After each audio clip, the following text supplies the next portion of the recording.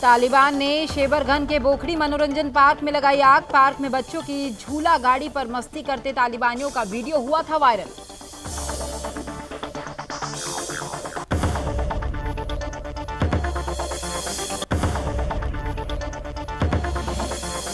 राजस्थान के बाड़मेर में बुजुर्ग साधु के साथ मारपीट। औरंगजेब के राज में ही ऐसी क्रूरता हिंदू साधु सन्यासियों के साथ होगी जैसे आज कांग्रेस शासन में है।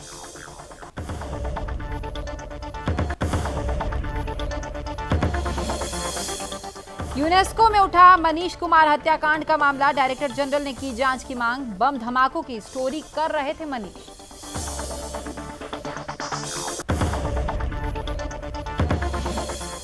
सुदर्शन न्यूज की खबर का बड़ा असर। एफपी ब्लॉक पीतमपुरा ब्लॉक में बनी घर के अंदर अवैध मस्जिद पर प्रशासन ने लगाया ताला। बाहर के हिस्सों को भी एमसीडी ने ढाया।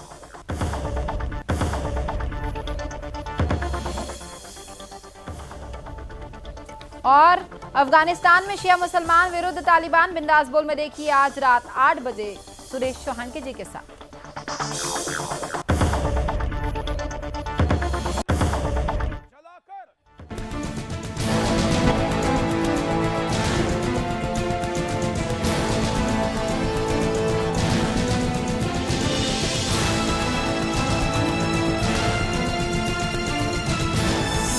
आप देख रहे हैं सुदर्शन न्यूज।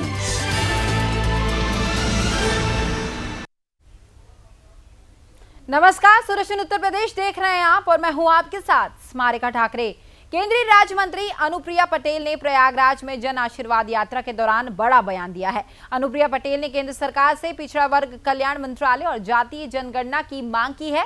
केंद्रीय राज्य मंत्री अनुप्रिया पटेल ने कहा कि जिस तरीके से अल्पसंख्यक कल्याण मंत्रालय है उसी तरीके से पिछड़ा वर्ग कल्याण मंत्रालय का भी गठन होना चाहिए। इसके साथ ही अनुप्रिया पटेल ने जातीय जनगणना को लेकर भी केंद्र की मोदी सरकार से मांग की है कि पिछली जातियों की गिनती जरूर होनी चाहिए। उन्होंने कहा कि आबादी के लिहाज से खासकर पिछड़ी जाति की गिनती जरूर की जाए। क्योंकि अपना दल और भारतीय जनता जिस तरीके से बहुत ही अच्छा सुखद अनुभव रहा, क्योंकि अपना दल और भारतीय जनता पार्टी दोनों दलों के कार्यकर्ताओं ने बढ़ चढ़कर इसमें हिस्सा लिया और बहुत ही सफलता पूर्वक जगह जगह गांव-गांव में और गांव से लेकर शहर तक बृहद जनसंपर्क हुआ।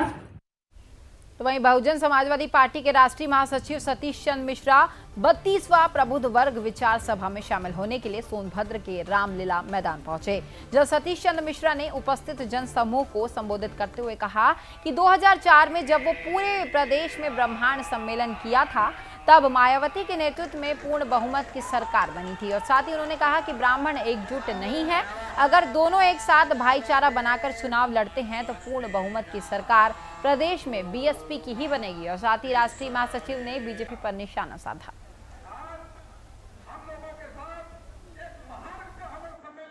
ब्राह्मण समाज के लोगों ने उखाड़ के फेंकने का काम किया था सन 2007 में और दलित समाज के साथ भाईचारा बना के हमारा अनुरोध स्वीकार करके जो पूरे प्रदेश में हम गए थे, जिस तरह से इस बार जा रहे हैं इसी प्रकार से हम उत्तर प्रदेश में हर जिले में गए थे और हमने ब्राह्मण समाज के लोगों से कहा था कि आप बहुत परेशान हैं, चिंतित हैं कि आप लोग सिर्फ 5 लोग रह गए हैं विधानसभा में और आपके ऊपर प्रहार हो रहे हैं। नीरज मिश्रा नाम के नौजवान साथी जो ब्राह्मण समाज का था, पार्टी के तत्वाधान में हम लोगों के बीच में बहन कुमारी मायावती जी द्वारा हम लोगों के बीच में राष्ट्रीय अध्यक्ष बहुजन समाज पार्टी राज्यसभा सांसद श्री सतीश कुमार मिश्रा जी, राष्ट्रीय महासचिव बहुजन समाज पार्टी का पदार्पण होने वाला है। मैं आप सभी लोगों की तरफ से ये कहना चाहता हूं, ए बहुजन समाज के विचारों से तालमेल खाने वाले लोगों, ए बहुजन समाज के तत्वाधान में प्रबुद्ध विचार गोष्ठी करने वाले ब्राह्मण समाज के लोगों, आज के इस तो वहीं वाराणसी में इन दिनों स्टाम्प की कालाबाजारी का मामला सामने आया है। बनारस बार एसोसिएशन के अध्यक्ष ने मीडिया से बातचीत करते हुए कहा कि ये समस्या न सिर्फ अधिवक्ता समाज की है बल्कि आम जनता की भी है। जो 10 रुपए का स्टाम्प 100 रुपए में दिया जा रहा है, तो वहीं इस मामले को लेकर अधिवक्ता समाज की तरफ से प्रार्थना पत्र उच्च अधिकारियों को भी दिया गया था, लेकिन अब तक कोई सुनवाई नहीं की गई, जिसके बाद संयुक्त अधिवक्ताओं ने डीएम पोर्टिको में अपना विरोध दर्ज कराते हुए नारेबाजी की है और साथ ही उन्होंने मांग की है कि उनके प्रार्थना पत्र को जिलाधिकारी संज्ञान में ले और मामले को जल्द से जल्द समाधान दे।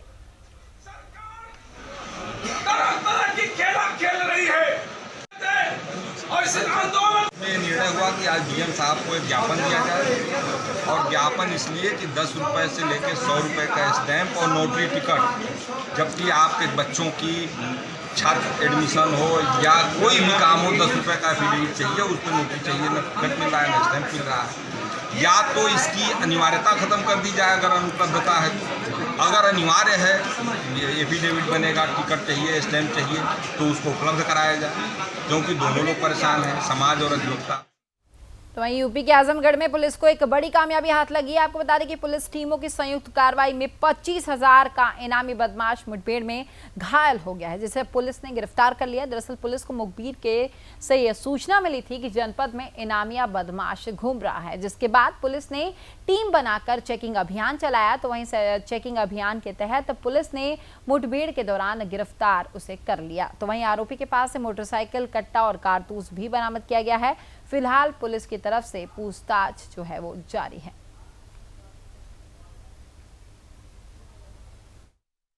बिलरियागंज में पुलिस मुठभेड़ के संबंध से आज प्रातःकाल सुबह 4:30 बजे बिलरियागंज और थाना श्रवणापार एक बदमाश की सूचना पर गौरिया बाजार में चेकिंग कर रहे थे, तो एक बदमाश मोटरसाइकिल पर आता हुआ दिखाई दिया।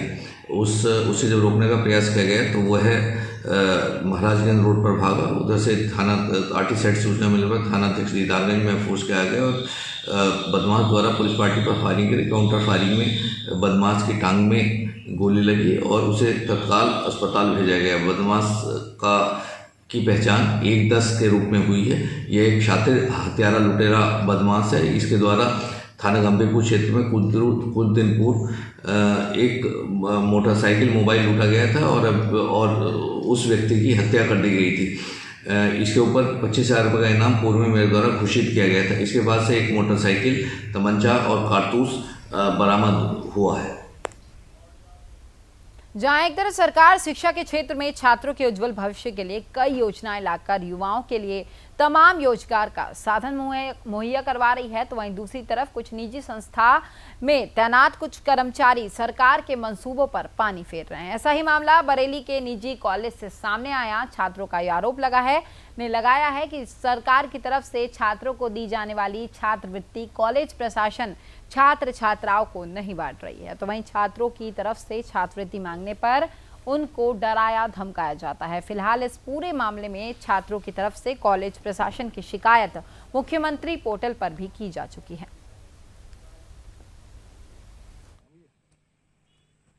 मेरी जो कॉलेज की फ़ीस थी, मेरा जो एडमिशन हुआ था वो मेरा 35,000 में हुआ था, लेकिन मैं अपनी जो है 40,000 फ़ीस जमा कर चुकी हूँ, एकेडमिक फ़ीस पूरी दे चुकी हूँ, लेकिन इसके बावजूद भी वहाँ पे मेरा एग्ज़ामिनेशन फॉर्म रोक दिया गया, वहाँ पे नहीं भरा गया। जब इसकी शिकायत मैंने कॉलेज के मैनेजमेंट से करी तो वहाँ के जो रूबा नसीम और आशना मेहरोत्रा, अजीत और चेयरमैन डायरेक्टर सब ने मिलकर मेरे साथ ये बोला कि इसको डंडे मार के बाहर निकालो, और मेरे साथ जो है धक्का मुक्की और मारपीट की गई और मेरी कॉलेज में नो एंट्री लगा दी गई। जब इसकी शिकायत लेके मैं डीएम साहब के पास पहुंची, मैंने उनको कॉल करवाया तो उन्होंने बोला कि कॉलेज पहुंचो। मैं कॉलेज भी पहुंची तो उन्होंने मेरे को अंदर आने से मना कर दिया। मेरा नाम महेश चंद्र कुमार है। आपका क्या मामला है?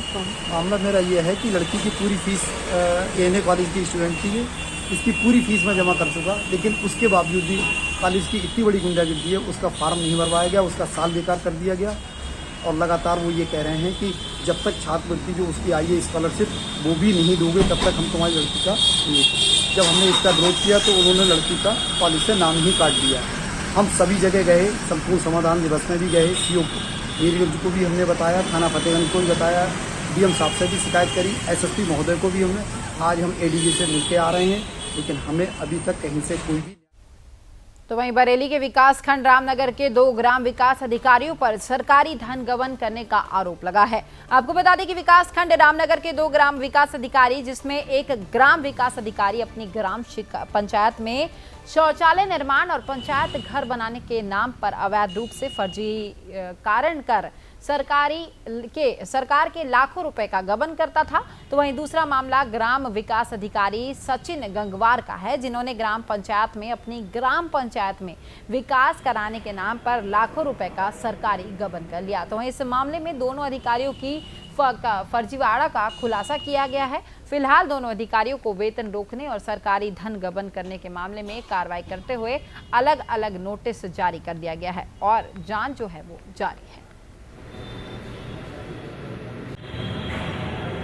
अच्छा, देखिए, ये 2 मामले हैं। ये मामला तहसील में रामनगर जो लौटते हैं, मुझे समझाने की बात था कि जो अभिषेक सिंह नाम का एक ग्राम पंचायत अधिकारी है, उसके द्वारा 84,000 रुपये एक दारार नगर ग्राम पंचायत में जो है आगामी निकाला गया सामुदायिक शौचालय बनाने के लिए, परंतु सामुदायिक शौचालय का उसमें वो नहीं बनाया गया। उसको लिए वो तथ्य सामने आया। हमने इसको तत्काल नोटिस देते हुए इसमें से जवाब नहीं दिया, तो इसकी जगह इस पर कार्रवाई की। उसकी जो स्थायी रूप से वेतन प्रक्रिया की गई और जो इसके द्वारा धनराशि निकाली गई उसको वसूली।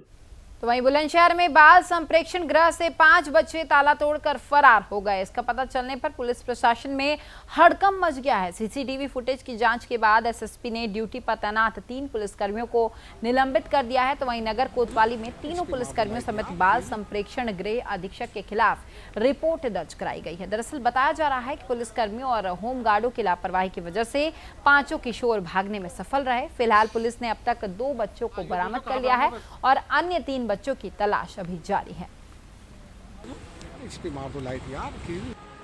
जी, कल रात के समय 5 बालबंदी यहाँ से फरार हो गए थे और मुख्य रूप से जो ताले की चाबी थी वो खुले में रखी हुई थी।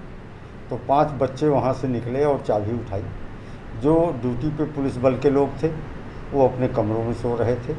चौकीदार गेट के पास सो रहा था और साथ में होमगार्ड भी वहीं सो रहा था। इनमें से 2 को पुलिस ने बरामद कर लिया है। वैधानिक कार्रवाई की जा रही है और अन्य की बरामदगी के लिए हम लोग प्रयास कर रहे हैं। जिन कर्मचारियों की लापरवाही थी उनके विरुद्ध अभियोग पंजीकृत कराया गया है तथा पुलिस के 1 हेड कांस्टेबल 2 कांस्टेबल को निलंबित कर दिया गया। होमगार्ड्स के विरुद्ध कार्रवाई हेतु जिला कमांडेंट होमगार्ड को सूचना भेजी गई। तो वहीं यूपी के बुलंदशहर में काकोड़ थाना क्षेत्र के अंतर्गत पुलिस को एक बड़ी सफलता प्राप्त हुई है। पुलिस ने मुखबिर की सूचना पर चेकिंग अभियान चलाकर 2 चोर को गिरफ्तार कर लिया है। तो वहीं पुलिस ने आरोपियों के पास चोरी की हुई 4 मोटरसाइकिल, 1 स्कूटी और 2 छुरी बरामद की है। पुलिस ने मामला दर्ज कर आरोपियों को जेल भेज दिया है। फिलहाल आरोपियों से पूछताछ जारी है।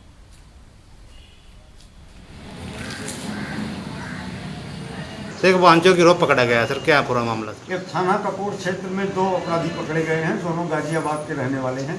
इनके कब्जे से कुल 5 2-पहिया वाहन बरामद हुए हैं, जिसमें एक बुलेट मोटरसाइकिल है, अन्य पल्सर, स्प्लेंडर और स्कूटी अपाची मोटरसाइकिलें हैं। इनमें से एक बुलेट मोटरसाइकिल जो है उसका संबंध विवेक विहार कॉलोनी से दिल्ली से है, जहाँ विवेक विहार थाने में मुकदमा दर्ज है। अन्य की कनेक्टिविटी का प्रयास हम कर रहे हैं कि ये किन चोरी की घटनाओं से रिलेटेड है। फिलहाल अभियुक्तों को गिरफ्तार कर जेल में। तो वहीं हरदोई में एक हैरान कर देने वाला मामला सामने आया है। आपको बता दें कि जिले के पिहानी थाने की रहने वाली एक महिला ने पुलिस कार्यालय के बाहर आत्महत्या करने का प्रयास किया। दरअसल पीड़ित महिला अपनी बच्ची के साथ पिछले कई महीनों से पुलिस कार्यालय का चक्कर काट रही थी, लेकिन महिला को न्याय नहीं मिल पा रहा था, जिसके बाद पीड़ित महिला ने पुलिस क्लब के अंदर आम के पेड़ पर महिला ने फंदा डालकर फांसी लगाने की कोशिश की, जिसके बाद मौके पर मौजूद लोगों ने महिला को की जान बचाई। फिलहाल मामले की जो जांच है वो अभी जारी है। देखिए, अभी एक संज्ञान में आया है कि एक महिला जो पिहानी की रहने वाली है, पिहानी थाना क्षेत्र की, और उसने यहाँ पुलिस क्लब के पास फांसी लगाकर आत्महत्या करने का प्रयास किया।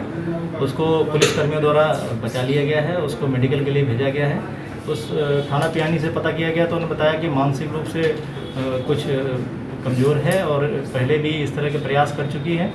और जो इसको चूँकि इसका पति कहीं बाहर रहता है, 7-8 साल से वापस नहीं आया है, तो इसकी जो समस्याएं थी पुलिस स्तर की वो सब समझाई जा चुकी हैं, तो इसको बताई जा चुकी हैं।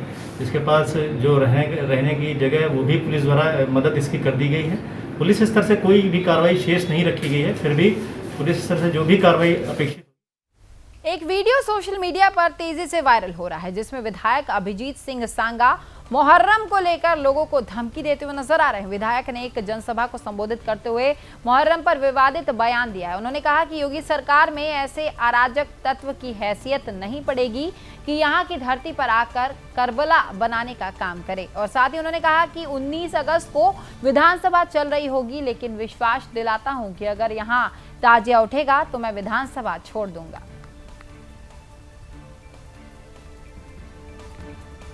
तो वहीं ललितपुर में कुछ दिन पहले हुए शिक्षक की हत्याकांड का पुलिस ने अब खुलासा कर दिया है। आपको बता दें कि तहसील महरौनी के कस्बे नाराहट रोड पर एक स्कूल के पास एक शिक्षक की खून से लथपथ लाश मिली थी, जिसके बाद पुलिस ने मृतक की पत्नी की शिकायत पर हत्या का मामला दर्ज कर जांच शुरू कर दी। जांच के दौरान पुलिस ने हत्या के 3 आरोपी को गिरफ्तार कर लिया। फिलहाल मामले में आरोपियों से पूछताछ जारी है।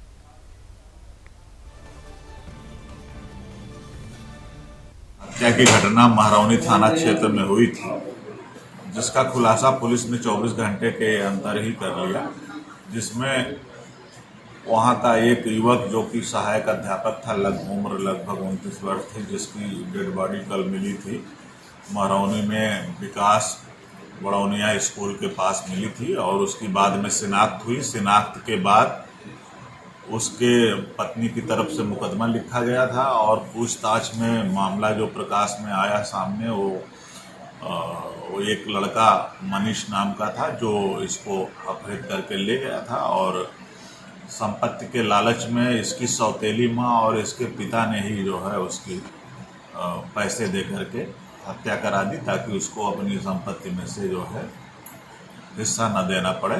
इसी बात को लेकर के उसने मनीष नामक व्यक्ति को 1 लाख रुपए देने।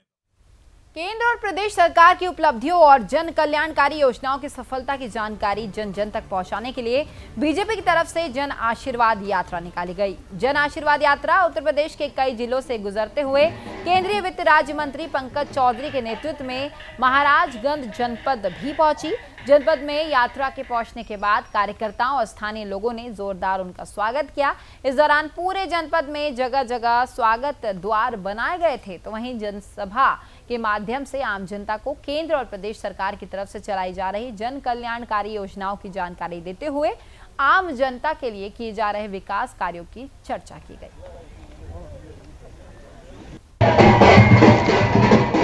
देखिए, जन आशीर्वाद यात्रा प्रधानमंत्री जी की सोच है और हम लोगों से प्रधानमंत्री ने अपेक्षा किया कि हम अपने क्षेत्र में जाने से पहले जनता के बीच में जाएं और कम से कम 5-6 लोकसभा होते हुए वहाँ के कार्यकर्ताओं से मिले, वहाँ की जनता से मिले और जो भारत सरकार की योजना है और उत्तर प्रदेश सरकार की योजना है उसकी स्थिति को जाने और कहाँ कमी है, कहाँ विकसित है, क्या और व्यवस्था करना, उसकी चिंता करें और आम जनता का आशीर्वाद लें।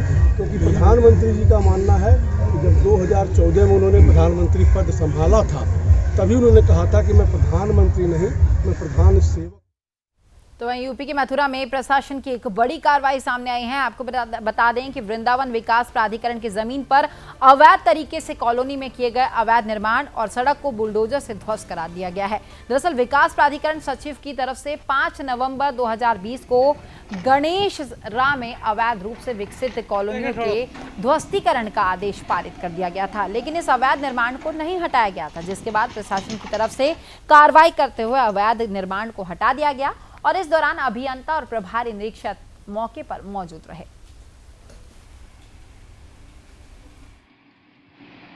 आज गणेशरा में मनीष पंजाबी द्वारा 5 बीघा भूमि पर अवैध कॉलोनी का निर्माण किया जा रहा था, जिस कॉलोनी के गिराने के आदेश 5/11/2020 को सचिव मथुरा वृंदावन विकास प्राधिकरण द्वारा दे दिए गए थे और वो बलपूर्वक कॉलोनी का विकास कर रहा था। आज मथुरा वृंदावन विकास प्राधिकरण की टीम के साथ मेरे द्वारा अवैध कॉलोनी का ध्वस्तीकरण करा दिया गया है। मथुरा वृंदावन विकास प्राधिकरण ने मजिस्ट्रेट की मांग की थी।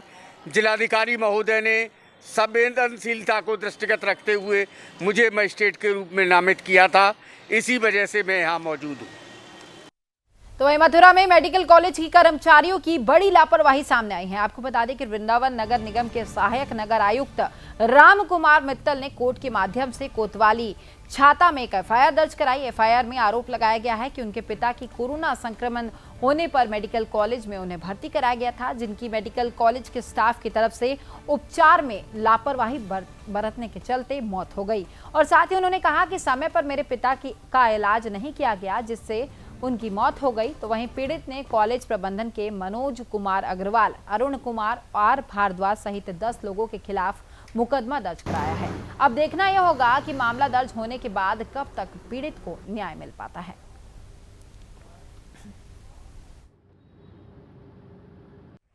मेरे पिताजी की तबीयत कोविड से ख़राब हुई थी अप्रैल में। तो 27 तारीख को जब उनकी ऑक्सीजन का थोड़ा सा लेवल लो हुआ, 90-91 के आसपास था, तो चिंतावश, चूँकि मैं भी कोविड था और परिवार के बाकी लोग भी कोविड थे, तो चिंतावश मैंने उनको सरकारी डॉक्टरों की सलाह पे उसमें केडी हॉस्पिटल मेडिकल कॉलेज में भर्ती कराया था। और उस समय डॉक्टरों से भी बात हुई थी, वहाँ की मैनेजमेंट से भी बात हुई। उन्होंने कहा कि कोई चिंता की बात नहीं है। उनके साथ पेपर वगैरह शेयर किए थे। उन्होंने कहा चिंता की बात नहीं, थोड़ी ऑक्सीजन कम है, बाकी सब ठीक है, आप इनको भेज दीजिए। मेरे पिता बिल्कुल स्वस्थ थे। उनको मैंने 27 तारीख को लगभग दोपहर को 3 बजे भर्ती कराया। और 3 बजे भर्ती कराने के बाद मुझे किसी ने भी, मुझसे रात 10 बजे तक किसी से ना कोई बात हुई, ना किसी ने मुझे हालचाल बताया। मैं कम से कम 20-30 बार फ़ोन किया, मैसेज किया, किसी ने मुझे कोई रेस्पॉन्स नहीं दिया। तो रात में फिर 9, 9:30 बजे के आसपास मेरी बात हुई। उसके बाद ना तो उनको 3 से लेकर रात के 10 बजे तक कोई ट्रीटमेंट दिया गया। फिर अचानक मुझको 28 तारीख को सुबह 8:30 बजे फ़ोन करके बता दिया गया कि आपके पिताजी की मृत्यु हो गई है। कल थाना छाता में एक अभियोग पंजीकृत कराया गया था, जिसके बाद श्री राम कुमार मित्तल जी हैं। यह अभियोग माननीय न्यायालय के आदेशानुसार पंजीकृत किया गया है। उनके द्वारा अवगत कराया गया है कि उनके पिता की कोविड की बीमारी की स्थिति में हॉस्पिटल में भर्ती कराया गया था, जिससे सही से इलाज न करने के कारण उनकी मृत्यु हो गई है। तो इस संदर्भ में चिकित्सकों एवं प्रबंधक के खिलाफ अभियोग माननीय न्यायालय के आदेशानुसार पंजीकृत किया गया है। अग्रिम विवेचनात्मक कार्रवाई साक्ष्यों के आधार पर की जाएगी एवं इसका प्रकरण का विधिक निस्तारण किया। फिलहाल इस बुलेटिन में इतना ही, लेकिन प्रदेश की सभी खबरों के लिए आप देखते रहिए सुदर्शन यूपी। नमस्कार।